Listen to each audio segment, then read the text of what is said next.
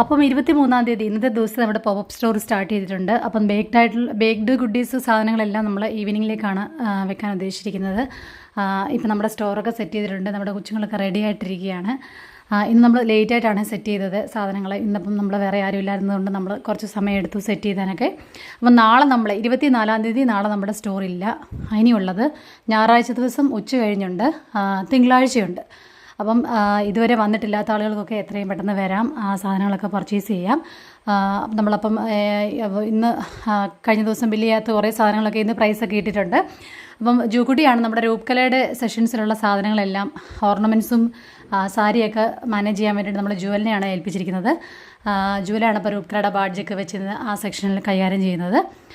നമ്മുടെ ആർട്ടും ക്രാഫ്റ്റിൻ്റെ സാധനങ്ങൾ കിട്ടുന്ന സെഷൻസും പിന്നെ നമ്മുടെ ബട്ടർപ്ലസിൻ്റെ പ്രൊഡക്റ്റ് കിട്ടുന്ന സെഷൻസും കൈകാര്യം ചെയ്യുന്നത് ജെഫിമോനും ജോഹമ്മോനുമാണ്.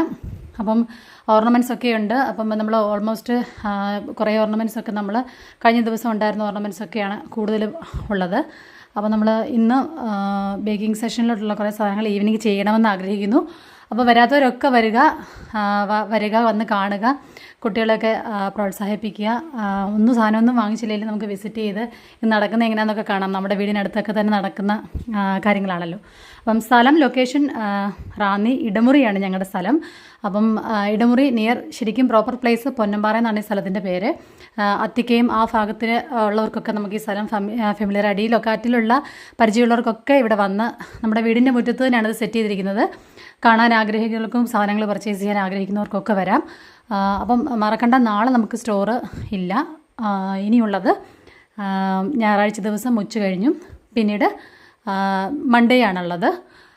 അപ്പം ജോമോനാണ് ബട്ടർപ്ലസിൻ്റെ ബാഡ്ജൊക്കെ വെച്ച് നിൽക്കുന്നതെന്ന്. ജെഫിമോനാണ് ബില്ലിംഗ് സെക്ഷൻ കൊടുത്തിരിക്കുന്നത്.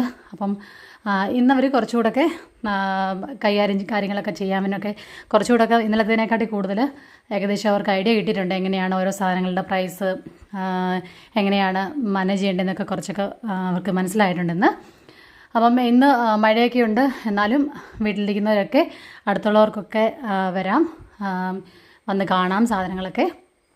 അപ്പം ഇന്നും ഒറ്റയ്ക്കായതുകൊണ്ട് കുറച്ച് ഡിഫിക്കൽട്ടീസൊക്കെ ഉണ്ടെങ്കിലും നല്ല ഹാപ്പിനെസ്സാണ് നമ്മളിങ്ങനൊരു സാധനം ചെയ്യുമ്പോൾ. നമ്മൾ